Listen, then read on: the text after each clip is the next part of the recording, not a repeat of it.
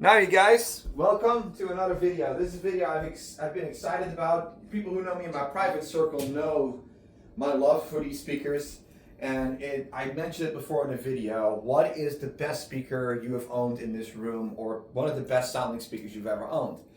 You're looking at it. This is a Magnepan Tympani 1. This is the second version that I bought. I had two of them. So my black one, I sold it years ago. A little bit regret there, but you know, it's such a massive thing in your room. As you can tell, this is just one speaker, guys. It's not two. Just to reflect it, and I know people will go, well, this speaker is further forward. I'm just going to stand next to the RS1, which is a huge loudspeaker. It's 5 foot tall. This is a 6 by 4 foot, pretty much, if you extend the full panel. 6 by 4 foot planar loudspeaker. This is where it began for Magnepan. This is what put them on the map. If you look on the old Magnepan logos, you see the three rectangles on there. That represents the Tympani. So the Tympani was, as far as I know, their first real commercial successful model loudspeaker, which was a massive undertaking if you think about it, to bring this to market, a speaker this size. I mean, even now today we're going like, nope. Let alone back in the day. I mean, where do you go with this? It had a very unique property, and this speaker, people call them the room dividers because they were based on room dividers. This is actually the size of a room divider, believe it or not. That's how the idea came up with Jim Winey, and he wanted to keep it very simple. They didn't have a lot of money, so that's where this started. So there are a good bunch of versions of it. This is an older one version from about 1977. So here we have a tweeter on the outside. This is the tweeter section. It's about 5.5 foot tall. It's a very long tweeter, and it consists of, if you know Magnepan, you know, especially from that era, it's a very thin wire that is affixed to mylar. The mylar is stretched. This is a single-ended planar, so meaning there's only one set of magnets that basically creates the magnetic field in which it can, you know, oscillate, resonate. Then we have two mid-low panels. These panels play the same frequency. This is a two-way loudspeaker. I think there is a Tympani. I think the Tympani 3 was a three-way, but I'm not sure because it had an extra panel. But I don't dare to say that for sure. I never had one. It had actually 4 panels. So imagine that. This is also, back in the day, this was the reference setup for Audio Research Corporation in Minnesota, and this is also one of the very few, if not the only speakers probably on the market that carry the Audio Research Corporation distribution plaque on the back. This was very well connected. They were very well mated with Audio Research equipment. These speakers are unique in every sense of the way. When you listen to something like this, when it's well set up, I will get in a moment with the caveats of it, but if it's well set up, it is a unique experience. You get a sound that is so broad, so big, but also extremely non-fatigue sounding. This speaker does that. It's a speaker that does take, obviously, a lot of space. There's some huge caveats with this, and I want to go over that with you guys right now, but I thought I wanted to share it just to show you the sheer size that we're talking about, because people have heard me talk about the Tympani 1 before. And well, ta-da, here we are. So the hinging of the panels, the reason why that's happened here and what it does for you, you can physically time align these speakers. So you can legit play with how it radiates and how you're gonna set this whole thing, the tweeter versus the mid-low panels. You can distance it physically from each other. Now the later versions, I think the last versions that they made is the Tympani, was it 4 or 5, had a true ribbon, and you could detach the panels from each other. So you could basically set every panel as you wished, and the tweeter panels separately from that. You kind of get the idea of an RS1, right? So these were still attached. These are foldable panels. They are basically double hinged.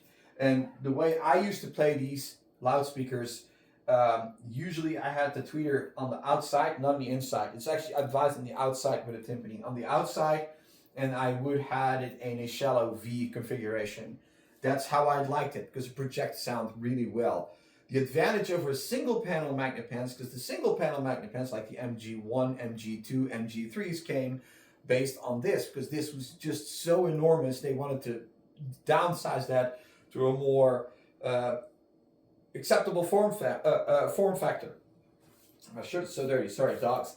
But so yeah, you can see why this if you have two of these in your living room, it takes up every ounce of space you might have, even in a bigger living room like this. So the advantage was with these speakers is that magneplanars always have the same issue. Off-axis response is absolutely horrendous with speakers like this. If anyone who had Acustats, ESLs, planars, they know that. If you stand next to the speaker, it disappears. It's a null.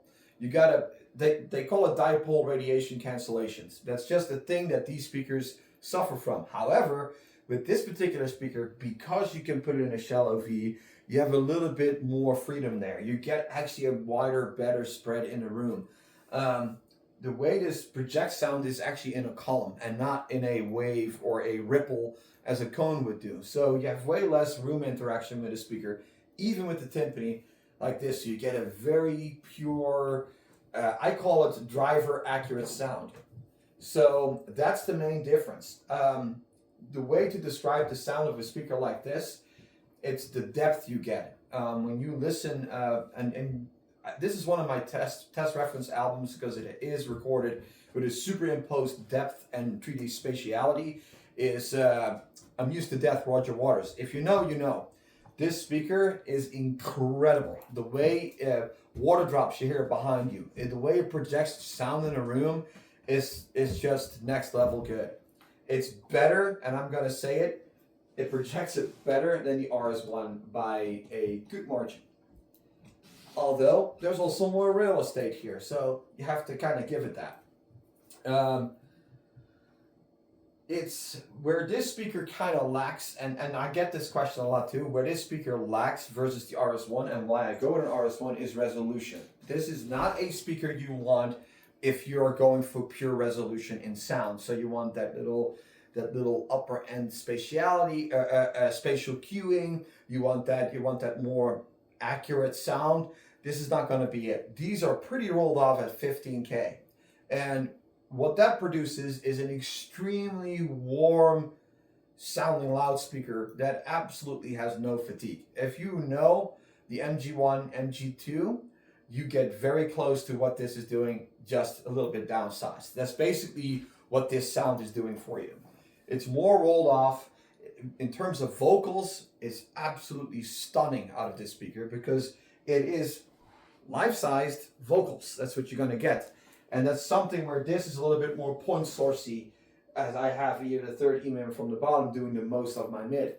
It's not a sneer towards the RS1. It's two different design philosophies with a similar technology. Those drivers are way faster than what this is. It's unique to listen to a speaker like this. If you ever had the opportunity, and maybe some of you have who see this video, ever had the opportunity to listen to one of these, then you know that this is a very unique experience to listen to. That being said, it does require certain circumstances. One, space. Let's face it, this thing is ginormous. Then, subwoofers. Now, I know back in the day that these were ran without subwoofers, and everybody says there's plenty of low end. They don't even go that deep, okay? You will not get the visceral effect of a cone. A cone, it will always be better in displacement. So the way how I ran them, I had an active crossover. I cut these speakers off right at the knees. And basically saying at around 100, 120 hertz, I would not feed these speakers any signal. What that produced was that these big drivers had a lot less issues running and doing what they do best on a higher SPL. I had two 18-inch subwoofers, JBLs, and I'm gonna just show you guys what we're talking about here. One moment, because that's just fun, right? We're here anyway. You know I go off cuff, guys, but let's actually grab a woofer here. These came out of the cap, so you can imagine when two of these guys are playing with this. This is not about extension. This was not about extension. This was about displacement. So around 30 hertz is where these kind of drop off really steep. They haven't been used in years. Look at that. That's a 6.5 inch dust cap. These guys paired phenomenal with these speakers. Absolutely gorgeous sounding combo. That's why I never got rid of it. I do want to get some Marty cabs in the future or make new cabs for these and definitely get them back in service. But they do require subwoofers. Anyone who says to me that magnet pens don't require subwoofers, I'm sorry, I'm not going to take you seriously on it. Then you don't know what low end is at all. That being said, I've had a slew of magnet pens: MG1, MG2, MG3, MG2.5s, LRSs, MMGs, MMGWs, center speakers even. I have had a lot of, but nothing comes close to the performance of a Tympani. They come with downsides. When you buy these speakers, you gotta restore these usually. Sometimes by now, most owners have restored these speakers already. These have been restored, and the way you can tell, there's brand new hinges here, brand new wiring there. You can see the socks are in great shape, and if it's delaminated, even if they are delaminated, guys, it's not a hard fix. Just make sure that the mylar itself and the driver itself behind this is in perfect shape. This here is bare driver, right? On the back here, we have the plate, the magnetic plate. So it's something you got to keep in mind here, right? That be careful with them. You can actually destroy the mylar itself because it's pretty much exposed here behind this sock. So be careful with that. Very good thing to check out whenever you go for these. But I just wanted to show you guys this Goliath of a loudspeaker. You know, there is small, there's smallest, small, big, relatively big, and very big. And of course there's a step above this, but you know, that's going to be a little bit ridiculous in this room. But there you go, you guys. I just wanted to show it to you, what I was always talking about for people who ask me, like, hey, Tympani, I've never seen one of those. Now you're seeing one. It gives a little bit of perspective that when it dwarfs a 400-pound loudspeaker system like the RS1, you know it's big. So there you go, guys. Hopefully you enjoyed, and catch you with the next video.